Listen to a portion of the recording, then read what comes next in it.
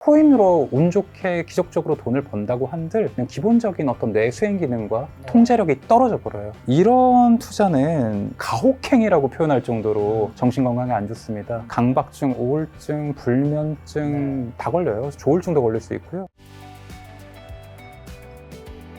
월급만으로 근데 절대 부자가 될 수 없다는 벼락거지의 공포가 2030 세대를 사실 위험한 투자로 좀 내몰고 있는 부분도 있는데, 그럼 이 상대적 발탈감은 좀 어떻게 다스려야 될까요? 이해해요. 저도 그랬거든요. 제가 서울대병원 그때 임상간호 시절에 월급이 300이었어요. 2015년에. 그리고 부모님 용돈 드리고 뭐 대출비 좀 갚고 이것저것 공과금 들어가면 한 달에 한 70만 원밖에 적응을 못했거든요. 물론 그 전에 모은 돈도 있었지만 그게 한 2, 3억 가지고는 집을 언제 사고 언제 그 대출을 갚고 그리고 또 집 산다고 이게 끝이 아니잖아요. 그 다음에 어떻게 하며 또 저는 부모님 집까지 사드려야 되는데 이런 식으로 숙제를 너무 광범위하게 멀리까지 생각을 하면 깝깝해요. 아무것도 못한다고 생각을 해요. 네. 그리고 최근에 그런 기사가 있었습니다. 2030들 평균 연봉을 3년 동안 모아도 서울 집값 상승분에 미치지 못한다. 너무 절망적인 뉴스죠. 그렇죠. 사실 그런 뉴스는 너무 뼈아픈 현실인데 사실 그런 걸 보면은 모르겠다. 주식 올인이다. 코인 올인이다. 이런 마음이 저가도 들 것 같아요. 하지만 그렇게 주식에 올인하고 뭐 나쁘다는 건 아니에요. 그러니까 무비판적으로 약간 영끌 어떤 뇌동적으로 이렇게 올인을 하는 것은 자기 자신의 미래를 믿지 않은 데서 기인하는 것입니다. 내가 본업을 해서 충분히 부자가 될 수 있다고 믿는 사람들은 무리한 투자를 할 필요가 없어요. 왜냐면은 난 언젠가 부자가 될 거야. 10년, 20년 기다리기만 하면 돼. 찬찬히 올라가면 돼. 나는 지금 연봉이 3천이지만 내년, 내후년엔 4천, 5천, 그리고 5년 뒤에는 1억이 될 거고 그 후엔 2억도 될 수 있어. 나는 발전할 수 있는 사람이야. 이걸 안 믿는다는 거죠. 이걸 믿지 못하는 사람, 자존감이 무너진 청년들은 이번 생각 망했어요, 선생님. 저는 이제 방법이 없어요. 빚 영끌해서 코인, 뭐 주식, 레버리지, 미국 주식, 싹쓸이, 뭐 3배 레버리지, 5배 레버리지, 뭐 테슬라 3배 레버리지 이런 거 아니면 저는 서울에 집을 살 수가 없어요. 서울은 그냥 경기도도 못 사요. 이렇게 얘기하시는 분들이 너무 많고 안타깝습니다. 근데 조금만 내 지금 눈앞에 어떤 이 화려한 사람들의 어떤 성공을 너무 빨리 뒤쫓아가려고 하지 말고 조금만 숨을 고르면서 단계적이고 지속 가능한 성장을 내가 할 수 있다는 거를, 농사를 짓는 마음으로 내가 발전할 수 있다는 거를 조금 더 인내심 있게 스스로를 믿어보려고 해주세요. 왜냐면은 투자라는 거는 절대 한 방에 성공할 수가 없잖아요. 사실 본업으로 성공을 하는 사람이 투자도 더 잘하는데 여유가 생기고 더 이성적이 되고 더 기다릴 줄 알고 장기로 볼 수 있고 여유 자금도 있고 이렇게인데, 본업을 다 도외시하고 올인하는 사람이 주식을 성공하기는 정말 어렵습니다. 그리고 한두 번 성공했다고 해서 끝이 아니에요. 주식으로 인해서 내가 뭐 한 30-40% 이득을 봤다고 해서 그걸로 인생 역전이 되나요? 아파트 살 수 있나요? 없죠. 이거를 굉장히 하이리스크의 어떤 정말 실패할 가능성이 높은 약간 거의 도박이라고 해도 좋을 준비 안 된 상태에서의 투자를 계속 그 시행을 3번이고 4번이고 5번이고 반복하다 보면은 결국은 정해진 실패로 수렴하게 됩니다. 그래서 이런 마음은 너무 이해해요. 하지만 내가 이런 욕망에 흔들린다는 것은 내가 오히려 지금 투자를 미뤄야 될 때다. 내가 자기 자신에 대한 메타인지 객관화를 못하고 있구나. 내가 지금 이성적인 판단이라면 내가 지금 이런 욕망이 확 올라서 집중력이 떨어지고 감정이 이렇게 휘몰아치지 않을 텐데, 내가 이렇게 ADHD처럼 집중력이 떨어지고 마음이 왔다 갔다 하고 하루에도 잠이 안 오고 불면증이 오고 이런 것들은 내 멘탈이 불안정한 것이구나. 그리고 멘탈이 불안정할 때 투자하면 어떻게 되겠어요? 전두엽 기능이 더 떨어져요. 내가 멀쩡할 때 투자를 해도 투자가 또 그 돈을 잃을 확률이 큰데 불안하고 우울하고 이렇게 마음이 힘들고 ADHD가 있을 땐 더 실패할 확률이 큽니다. 그러니까 기다리십시오. 투자를 하지 말라는 게 아닙니다.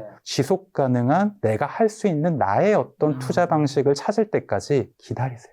자존감이 낮은 사람일수록 위험한 투자에 더 쉽게 빠져드는 경향이 있다고 말씀해 주신 것 같은데, 그럼 통장의 잔고가 곧 나의 가치라고 생각하는 이 자본주의적 마인드에서 좀 벗어나려면 어떤 마인드셋이 필요할까요? 다양하죠. 사실 우리나라, 전 정말 저희 나라 좋아하고 정말 발전한다고 생각을 하는데 성공의 기준, 성공의 공식이 너무 획일화돼 있어요. 그렇죠. 아까도 말씀드렸듯이 부자가 돼야 되고 뭐 강남에 살아야 되고. 근데 외국이나 유럽, 특히 뭐 유럽이나 미국 이런 데는 좀 다양하거든요. 어떤 사람이 성공한 사람이냐? 통장이 제일 많고 뭐 부자인 사람이 성공이 아니라 이 사람은 굉장히 뭐 농장주인데 굉장히 뭐 너무 삶에 대한 만족감이 높아. 삶의 질이 높아. 자기 취미 생활을 너무 재밌게 재밌게. 오타쿠인데 네. 이 사람은 정말 최저임금 받고 퇴근해서 만화밖에 보는 거 없고 뭐 넷플릭스 보는 거밖에 없는데 자기 삶에 대해서 너무 만족감이 높고 그리고 미래에 대한 기대도 있어. 그리고 어떤 사람은 뭐 이런 뭐 장인 같은 것도 있죠. 어떻게 보면 도시가 아닌 지역에서 살면서 한 가지를 굉장히 열심히 했고 그 분야에서 굉장히 인정을 받지만 사실 뭐 돈적인 욕심이 크게 없어서 그거를 굉장히 뭐 저렴한 가격에 판다든지 네. 이런 것들. 그리고 뭐 어떤 경우에는 부자나 꼭 뭐 좋은 학벌 이런 것들은 가짜 자존감이거든요. 물론 젊었을 때 20대 초반에 가장 자존감이라는 건 대부분 학벌이겠죠. 30대에는 내 계좌가 내 자존감이 될 수 있어요. 근데 저는 예전에 제 친구들 단톡방에서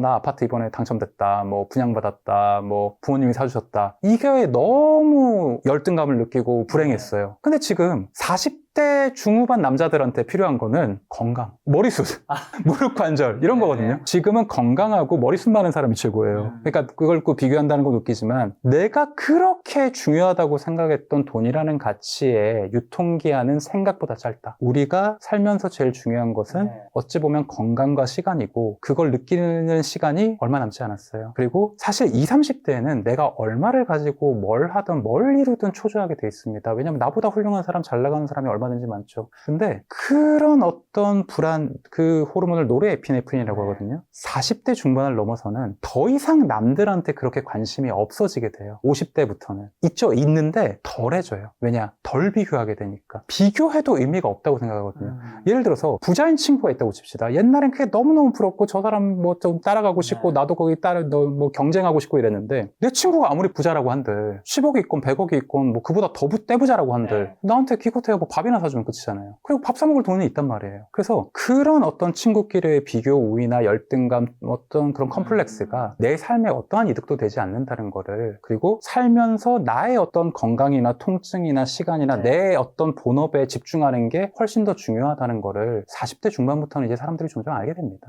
저 이번엔 또 주식 중독과 도박 심리에 대해서 좀 여쭤보면, 그럼 건강한 투자랑 병적인 중독을 구분하는 기준은 뭐가 될까요? 두 가지인데요. 첫 번째는 사회적 기능이 떨어져 있느냐 아니냐 하는 거죠.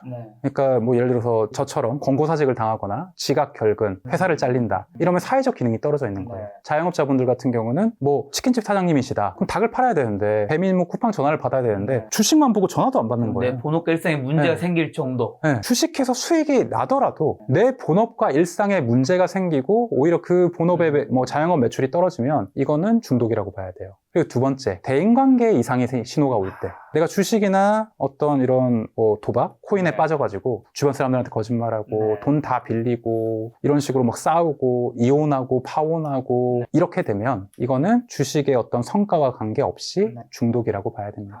그럼 주식이나 코인은 이렇게 단기간에 큰 돈 벌었을 때 우리 뇌에서 분비되는 도파민은 마약이랑 비교했을 때는 어느 정도 강도인가요? 마약보다는 약하겠죠? 마약보다는 약합니다. 주식이나 코인 같은 걸 했을 때, 돈을 땄을 때, 돈이 그 투자가 성공적이었을 때 나오는 도파민은 원래 내가 갖고 있던 도파민의 한 200%가 나와요. 한 2배 정도? 2배에서 2.5배? 뭐 그 정도가 나오는데, 코카인하고 비교했을 때 5분의 1 수준. 뭐, 대마초랑 비교했을 때는 3분의 1 수준. 이렇게 보시면 됩니다. 근데 그 도파민 레벨은 마약보다는 약하지만 그렇다고 해도 안심하시면 안 되는 게 계속 반복이 되잖아요. 중독의 프로세스와 이런 방향성 자체는 기전이 똑같아요. 하다 보면 더 무서운 속도로 중독에 빠집니다. 그리고 그러다 보면 더 강한 자극을 원하게 되죠. 예를 들어서 내가 주식으로 뭐 급등주 뭐 아니면 뭐 이게 여러 번 연상을 봐서 1,000만 원을 땄어요. 1,000만 원 수익을 봤어요. 일주일 만에. 그러면 그 사람 월급이 250만 원이라고 칩시다. 하찮게 여기지. 하찮게 여기죠. 본업을 하찮게 여겨요. 내 근로소득을 과소평가해요. 그거는 곧 자기 자신을 하찮게 여긴다는 거거든요. 그러면 곧 금단 증상과 중독이 오고 결과적으로는 우울증이 옵니다. 지금 당장은 그 도파민과 반짝거리는 중독의 어떤 너무 그 달콤한 욕구 때문에 내 모든 것이 즐겁고 행복하는 그 가짜 쾌감, 짧은 쾌감이 오지만 그게 싹 이렇게 워시아웃돼서 빠지고 난 다음에는 깊은 허무감과 내가 뭘 해도 재미가 없어요. 본업이 문제가 아니라 사실 그런 식으로 중독이 돼버리면 코인 어떤 뭐 선물 옵션 이런 것까지 빠져버리면 점점 마약과 비슷한 수준으로 점점 높아지는 거거든요. 예를 들어서 뭐 비트코인 100배 레버리지 이런 게 있어요. 그건 거의 마약 수준입니다. 비트코인 선물 옵션, 비트코인 레버리지 뭐 이런 것들은 거기서 나오는 도파민은 거의 코카인과 비슷하다고 봐야 돼요. 거기 중독돼 버리면 본업에 관심이 없어지는 정도가 아니라 가족에게도 관심이 없어지고 정말 사랑하는 여자가 아프다고 해도 병원에 안 가게 되고 우리 애가 아파도 그냥 무시하게 돼요. 그런 식으로 인성까지 파괴할 수 있는 그런 어떤 무섭다는 것을 꼭 기억해 주시면 좋겠어요. 야, 이 주식이나 코인 같은 게 평소보다 2배 정도 강하게 코카인에 비하면 뭐 3분의 1, 5분의 1 얘기해 주셨는데 혹시 그러면 음주는 어느 정도 평소보다 강하게 나오는 건가요? 음주는 사실 어떻게 보면은 이게 도파민이 그렇게 확 튀어오르진 않아요. 확 튀어오르진 않아요. 네. CNS 스티뮬런트가 아니라 디프레선트이기 때문에 약간의 유포릭한 쾌감이 온 다음에 졸리죠. 안정감이 오는 거예요.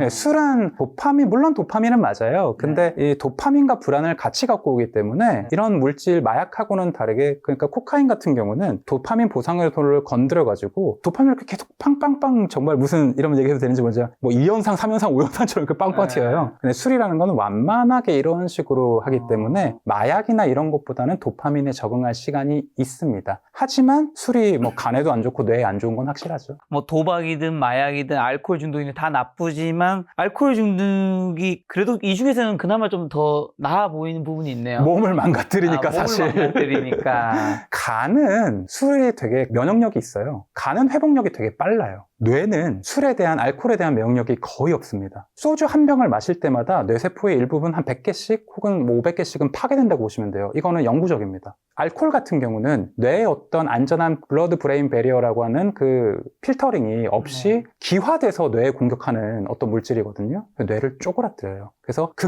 정말 빠르게 뇌를 뭐 파괴시키는 건 아니지만 술이라는 게 또 한 번 먹으면 끊기 어렵잖아요. 그렇죠. 습관이 된단 말이죠. 그래서 습관적으로 뭐 우울해서 마시고 기뻐서 마시고 뭐 직업 때문에 마시고 오늘 뭐 눈이 와서 마시고 이러다 보면은 매일 마시다 보면은 장기적인 습관이 되고 그러면 절대 끊기가 어렵고 이게 10년, 20년을 쌓이다 보면 뇌세포를 뭐 블랙아웃이라든가 뭐 진짜 심각한 경우는 알코올성 치매 이런 것들이 있기 때문에 어떤 중독의 속도 면에서는 어떤 뭐 도박이나 어떤 마약 중독보다는 조금 상대적으로 약할 수는 있지만 절대로 무시해서는 안 되는 중독이다. 자, 도박 중독 하루 종일 시대착만 보고 있느라 본업에 집중하지 못한 직장인 분들도 많은데요. 그럼 이분들이 겪고 있는 뇌의 불균형 사태는 의학적으로 어떻게 설명할 수 있을까요? 성인 ADHD죠. 그러니까 내 본업은 제 얘기를 할까요? 진료를 봐야 되는데 어제 넣은 주식이 너무 많이 한 종목에 몰아넣다 보니까 제가 예전에 그 전주에서 일할 때 그랬어요. 이 사장님이 앞에 있고 회의를 하고 있는데 혼나는데도 이러고 있어요. 불안해서 내 행동을 컨트롤을 못하는 거예요. 내 본업에 집중을 못하게 하는 거예요.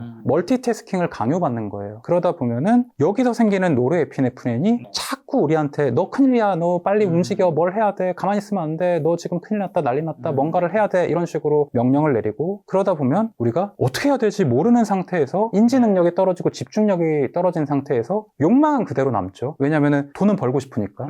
불안한데 욕망을 통제할 수 없으면 아무 행동이나 하게 된단 말이죠. 계획되고 이성적인 정제된 행동, 구조화된 행동이 아니라 뭐라도 하고 보자, 사고 보자, 팔고 보자 이런 식으로 행동이 툭툭 튀어나가게 되니까 그게 ADHD의 원리예요. 도파민과 노르에피네프린의 불균형. 그래서 집중력은 떨어져 있는데 행동은 과하게 하이퍼액티브하게 하는 그게 ADHD라고 보시면 됩니다. 그럼 주식 중독자분들 흔히 겪는 금단 현상이나 내성은 좀 어떤 형태로 실제로 나타나나요? 불면증, 잠이 안 오고 식욕도 떨어지고 ADHD도 오고 월요병, 그러니까 주말병이 오죠. 반대로. 주말이 더 무섭죠. 평일 와야죠. 평일. 그러니까 월요일에 너무 기다리시는 거예요. 그 금요일 밤 딱 미국장 끝나고 나면 토요일 아침에 너무 불안해요. 토요일에 진료 오시는 분들이 기분이 너무 안 좋아요. 선생님 어떡하죠? 어제 물려있는데 월요일 저녁까지 지금 큰일 났다. 그런 분들도 계시고 공황장애, 강박증, 불안장애, 우울증 이런 금단 증상 많이 옵니다. 그리고 식은땀을 흘리거나 손이 떨리거나 뭐 좀 시야가 좁아진다거나 이런 어떤 신체적인 부작용, 막 손떨림 이런 거 오는 경우도 많죠. 그런 손실을 만회하기 위해서 결국에 레버리지, 빗끌어다쓰는 순간도 많은데 그러면 이런 투자자의 심리 상태는 좀 돌아올 수 없는 강을 건너게 되는 건가요? 레버리지가 꼭 나쁜 건 아닌 경우도 있으니까요. 2배까지는 그래도 괜찮다고 생각을 하는데 3배 이상의 레버리지를 쓰는 순간 이미 도파민의 폭주 기관차를 탔다고 생각합니다. 자, 그리고 또 주식창을 볼 때 뭐 심장이 터질 것 같은 건 공황장애 증상이나 매매를 안 하면 불안한 강박증이 생길 경우도 있을 텐데 이런 분들은 그러면 투자를 멈춰야 되는 건가요? 멈춰야죠. 그러니까 그걸 아셔야 됩니다. 그 뇌는 아주 솔직하게 신호를 줘요. 불안 호르몬이 너무 과다해서 내가 통제를 못할 경우에 내 심장이 막 뛰어요. 손이 떨려요. 식은땀이 막 떨어져요. 그게 공황이에요. 네. 막 숨쉬기 어렵고 공황 상태에서 일을 하면 제대로 되겠어요? 안 되죠. 공황 상태에서 내 본업도 쉬어야 되는데 공황 상태에서 이 고차원적이고 복잡하고 어려운 정말 난다긴다는 투자 고수들도 실패할 수 있는 주식을 한다는 게 얼마나 위험한 일입니까? 내 멘탈이 불안하고 공황에 빠졌을 땐 그리고 정상적이지 않다고 스스로 인정이 될 때는 투자를 쉬는 게 손실을 보지 않는 방법이라고 생각합니다. 그러면 이제 선생님 책에서 언급한 도파민형 투자자랑 세로토닌형 투자자는 뇌과학적으로 어떻게 다른 거죠? 도파민이라는 거는 네. 어떻게 보면 쾌감, 뭐 모티베이션, 충동 사실 좋은 거예요. 그래야 우리가 몸을 에너지를 움직일 수 있으니까 뇌의 어떤 흑색질, 선조체, 어떤 중뇌에서 나오는 건데 이게 있어야 우리는 움직일 수 있고 의욕이 나고 뭘 하게 되죠. 근데 도파민형 투자자라는 건 뭐냐? 단기 투자, 그리고 승부를 좋아하고 모험을 좋아하고 위험을 하이리스크 테이킹을 하는 사람들이죠. 정치 테마주를 산다거나 아니면은 뭐 레버리지를 써가지고 올인을 한다거나 이런 사람들을 도파민형 투자자라고 보시면 되시고요. 극단적인 도파민 투자자들은 선물 옵션이나 코인을 하겠죠. 근데 이 반대로 세로토닌이라는 거는 안심 호르몬이에요. 도파민이 너무 과잉이고 불안 호르몬이 너무 과잉일 때 우리를 차분하게 진정시켜주는 괜찮다 이렇게 해주는 게 안정 호르몬인 세로토닌이거든요. 이런 사람들은 뭐 ETF나 지수 투자를 하겠죠. 그리고 장기 투자를 하겠죠. 그리고 위험이나 손실 회피 성향이 있습니다. 네. 무리하게 모험하는 거를 무서워하기 때문에 이런 사람들은 굉장히 우량주에만 분산 투자를 하거나 아예 뭐 주식을 안 하고 적금만 넣어놓은 사람도 있을 거고요. 아니면 굉장히 최대한 리스크를 낮춰서 저위험 투자를 하시겠죠. 그럼 초보 투자자라면 이 비율을 좀 어떻게 가져가는 게 좋은 건가요? 항상 이게 정답이라고 생각은 하지 않는데요. 네. 시작은 1대9로 도파민 1, 세로토닌 9로 시작을 해서 내가 투자에 대한 어떤 공부, 인지기능, 내가 투자 레벨, 이런 지식을 경험을 축적하고 도파민 레벨을 높여가는 게 중요하다고 봅니다. 근데 절대로 3대7을 넣으면 안 돼요. 초보 투자자들은 아무리 내가 자신이 있어도 도파민 2에서 2.5 그리고 세로토닌이 7.5에서 8 이게 이상적이라고 생각합니다. 그럼 이런 이제 중독에서 좀 벗어나기 위해서 주식 어플 삭제하는 것만으로 이런 중독에서 벗어날 수 있는 건가요? 아니면 더 근본적인 한계 설정이 필요한가요? 우선은 지워야죠. 네. HTS도 지우고 뭐 정말 저한테 오시는 분들 중에서 주식으로 크게 잃으신 분들은 피처폰 쓰세요. 네, 아예. 지금도 피처폰이 있거든요. 네. 피처폰 쓰시는 분들은 대부분 주식에서 잃었다고 생각하시면 맞습니다. 이게 인터넷으로 다시 깔아가지고 못 들어가도록. 그리고 그런 것도 있잖아요. 비밀번호를 5번 틀려가지고 로그인이 안 되게 해놓고. 네. 그리고 주식 계좌를 뭐 공동 명의로 바꿔놓든가 이렇게 해가지고 가족이나 아내가 동의하지 않으면 다시 열지 못하도록 이런 어떤 장치를 해놓는 것도 방법이 있을 거고요. 뭐 그게 물리적으로 어렵다면 사실 여러 가지 부차적인 방법을 더 찾아봐야겠죠. 근데 중요한 건 이거예요. 뭐 이거는 주식 중독이나 어떤 투자 중독뿐만 아니라 다른 중독에도 해당되는 얘기입니다만 될 때까지 하는 거예요. 내가 멈출 수 있을 때까지.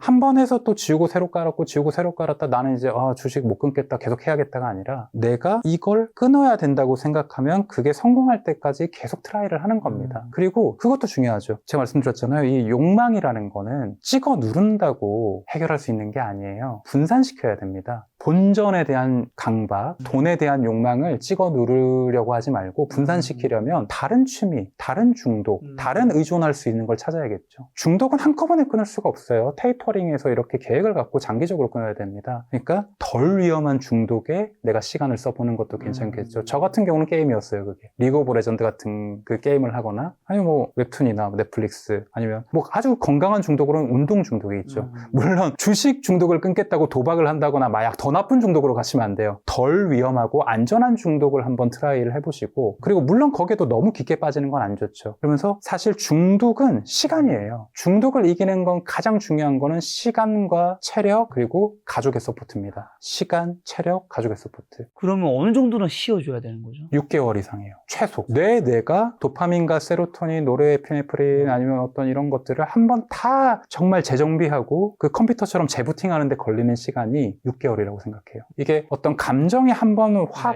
우울증에 낫는 시간을 저희는 3개월이라고 보고 있거든요. 이게 정말 불안을 해결하는 데 한 3개월 정도 스스로에 대한 자책과 무기력, 우울감을 해결하는 데 3개월. 그래서 저는 6개월 정도는 투자를 쉬어줘야 된다고 생각합니다. 근데 대부분 못 쉬세요. 왜냐면 그 사이에 어떤 이슈가 있으면은 손실을 만회하려는 어떤 본능이 있기 때문에 지금 들어가서 만회해야 된다는 어떤 강박이 있거든요. 근데 6개월 충분히 쉬고 건강해진 다음에 따라잡아도 절대 늦지 않습니다. 다리 부러진 상태에서 100m 뛰려고 하지 마세요. 다리가 프로야구 선수 예를 들어볼까요? 부상이 안 나왔는데 지금 무리하게 복귀해서 홈런 칠 수 있어요? 무리하게 복귀해서 도루할 수 있습니까? 그러면 다시 부러져요. 은퇴하게 됩니다. 물론 다시 경기 뛰고 싶겠죠. 연봉 깎이는 게 두렵고 너무 오래 쉬면 뭐 팬들도 나를 잊을 것 같고 감독들도 나를 안 써줄 것 같고 그런 불안이 있습니다. 근데 그거를 다스리시면서 내가 정말 내 건강, 내 기량, 내 어떤 실력을 100% 발휘할 수 있을 때까지 참고 기다려서 온전하고 건강한 상태로 돌아온 다음에 투자를 재도전을 하십시오. 그렇다면 이제 내 정신 건강을 해치지 않으면서 건강하게 투자할 수 있는 적정 금액, 적정선은 어떻게 설정해야 될까요? 월급의 3개월치 월급까지만. 레버리지 쓰지 말고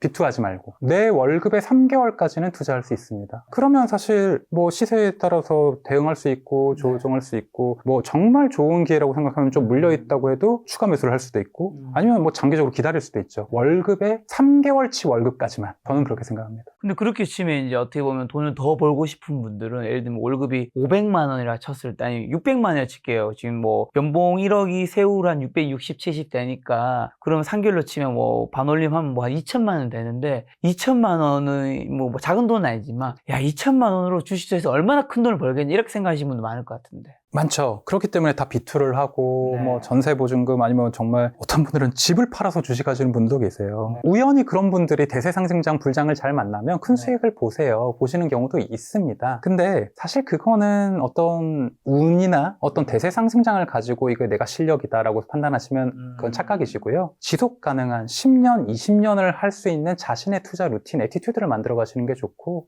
대부분 다 주식을 하는 이유가 무리해서 주식을 하는 이유는 뭐 집 사시려고 그런 거잖아요. 아니면 더 큰 집으로 이사를 가거나 집 대출금을 이걸로 갚거나 아니면은 뭐 더 건강하게 어떻게 보면 가족의 어떤 복지, 뭐 우리의 영어 유치원이나 뭐 학원비 이런 것들을 생각하는 거잖아요. 근데 그런 건 장기 플랜이란 말이에요. 너무 큰 돈을 주식으로 인해서 벌려고 하지 말고 제가 생각할 때는 부동산을 먼저 사신 다음에 주식을 투자를 하시는 게 순서가 맞고 어느 정도 안전자산을 만들어 놓고 그 안정자산이라는 게 꼭 부동산은 아니죠. 뭐 안정적인 직업 그리고 건강 이런 안정자산을 몇 개는 이렇게 앵커로 걸어놓고 그 상태에서 흔들리지 않는 어떤 구조를 만들어 놓은 다음에 콘크리트 밑받침이 된 다음에 주식을 해야 실패해도 다시 일어설 수 있는 회복 탄력성을 가질 수 있다고 저는 생각합니다. 근데 집이 너무 비쌉니다. 집이 너무 비싸서 집을 살 때까지 돈을 모은다라는 게 참 쉽지가 않은 것 같아요. 그게 누구나 강남 집을 눈높이에 맞춰져 있어서 그래요. 강남에 서울 집을 만약에 서울 집에 맞춰져 있어서 그래요. 막 10매덕 하잖아요. 근데 내가 지금 아직 그 단계가 아니라면 지방에 있는 작은 집, 뭐 극단적으로 말하면 내가 지금 뭐 1억으로 살 수 있는 집 얼마든지 있거든요. 그런 거를 갭 투자를 한다거나 갭 투자가 요새 좀 어려웠다고 하니까 아니면 뭐 신축 중에 뭐 이런 것들 내가 할 수 있는 거를 하고 아니면 뭐 빌라도 있죠. 그리고 단계적으로 밟아가면서 차근차근 우상향을 할 생각을 해야 되지 내가 지금 한 방에 강남 아파트를 살 돈을 주식으로 뻥튀기를 한다. 굉장히 위험하다고 봅니다.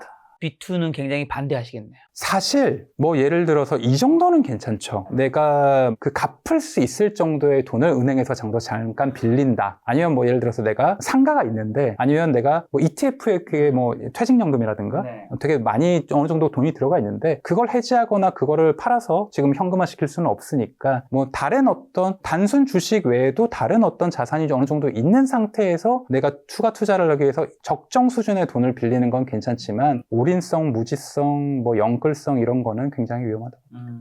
근데 주식시장과 다른 게 코인 시장은 또 24시간이나 돌아가는데 이건 내과학적으로 봤을 때 투자자의 건강에 얼마나 치명적인 거죠? ADHD나 번아웃 뭐 이런 걸 넘어서 뇌를 혹사하는 행위, 뇌를 파괴하는 행위라고 봐요. 잠을 자지 않고 일을 하는 거잖아요. 코인 나쁘다는 게 아니에요. 코인 투자도 어떻게 보면 비트코인 사놓고 장기 투자하시는 분들은 괜찮다고 봐요. 뭐 알트코인에 너무 많은 돈을 투자하신 분들은 잠을 못 자잖아요. 왜냐하면 예전에 뭐 몇천 프로 올랐다가 갑자기 상장 폐지된 코인도 너무 많으니까. 이런 투자는 가혹행위라고 표현할 정도로 정신건강에 안 좋습니다. 강박증, 우울증, 불면증 다 걸려요. 조울증도 걸릴 수 있고요. 이런 스트레스에 너무 과다하게 노출이 되면 뇌의 어떤 인지 기능이나 집중력이 심각하게 떨어집니다. 그러면 코인으로 운 좋게 기적적으로 돈을 번다고 한들 본업에 대한 일상에 대한 영위할 수 있는 기본적인 어떤 뇌 수행 기능과 통제력이 떨어져 버려요. 그러면 다른 데서 실수를 하겠죠. 그렇다면 선생님은 주식으로 37쯤에 전 재산 다 날리고 죽고 싶은 만큼 힘들었을 때 어떻게 다시 일어서신 거죠? 힘들었죠.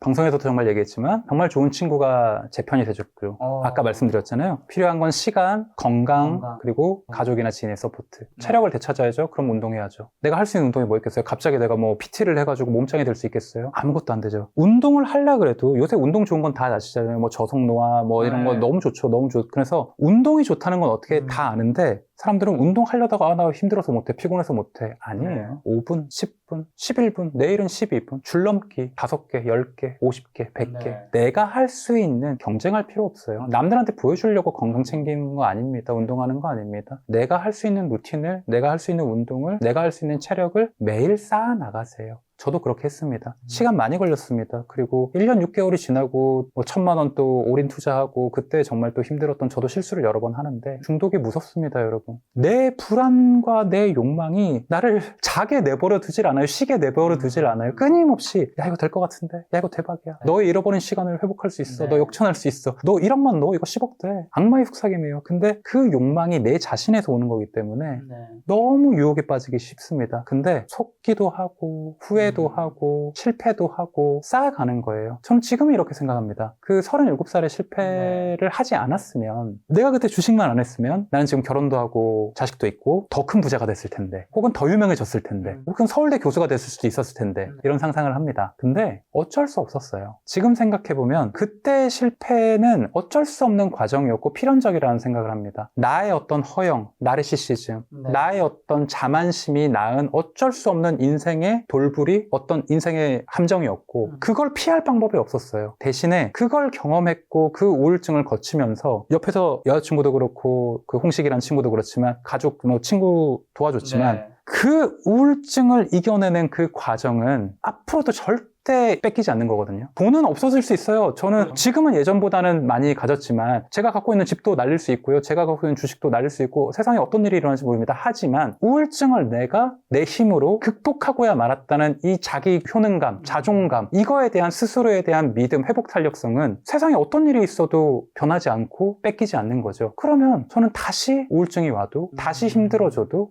나 옛날에 한번 이겨봤어. 코로나도 첫 번째 1차가 무섭지 2차 때는 견딜만 하잖아요. 나는 아는 거죠. 나는 그 우울증, 그 주식 중독, 투자 중독이라는 긴 터널을 한번 이겨냈던 사람이다. 언젠가 내가 또 실수하고 재발해도 나는 이겨낼 수 있다는 걸 아니까 무섭지 않은 거죠. 무섭더라도 감당할 수 있는, 내가 다룰 수 있는 불안과 두려움이라는 거죠. 지금 이제 친구분 얘기도 해주셔서 가족과 친구분들의 지원도 중요하다 해주셨는데, 이런 투자에 실패한 사실을 그러면 가족이나 지인들에게 털어놓는 게 치유에 도움이 될까? 아니면 끝까지 뭐 부끄럽고 숨기고 싶으니까 숨기는 게 나을까요? 무조건 알려야죠. 1억 날리신 분들 2천만 원 날렸다 그러고, 뭐 2억 날리신 분들 한 7천 날렸다 그러고, 이거 줄이세요. 축소시키고 회피하시고 그러는데, 왜냐면 그분들 마음 너무 이해갑니다. 너무 솔직히 얘기하면 이혼당할까봐, 파혼당할까봐, 정말 그렇게 사단이 날까봐 줄여서 얘기해놓고, 주식이 오를 수도 있으니까, 이건 거짓말이 아니야. 조금 늦게 얘기하는 것 뿐이야. 이런 식으로 스스로를 합리화하면서 미루는데요. 그렇게 하시면 안 됩니다. 솔직하게 얘기해야 대책이 생겨요. 그리고 주식으로 큰 돈을 잃었을 때 뇌의 기능은, 나의 어떤 멘탈은 평소에 나의 어떤 정상이 아닙니다. 집중력 떨어져 있고요, 통제력 떨어져 있고요, 전두엽 기능 떨어져 있고요, 30% 이상 멍청해집니다. 그럴 때는 나를 사랑해주는 다른 사람 말을 들어야 돼요. 같이 해결해야 됩니다. 혼나는 건 나중이고요. 2차, 3차 투자 실패, 2차, 3차 재난에 빠지지 않으려면 반드시 가족이나 뭐 주변 사람에게, 와이프나 아내에게, 뭐 남편에게 솔직하게 오픈을 하세요.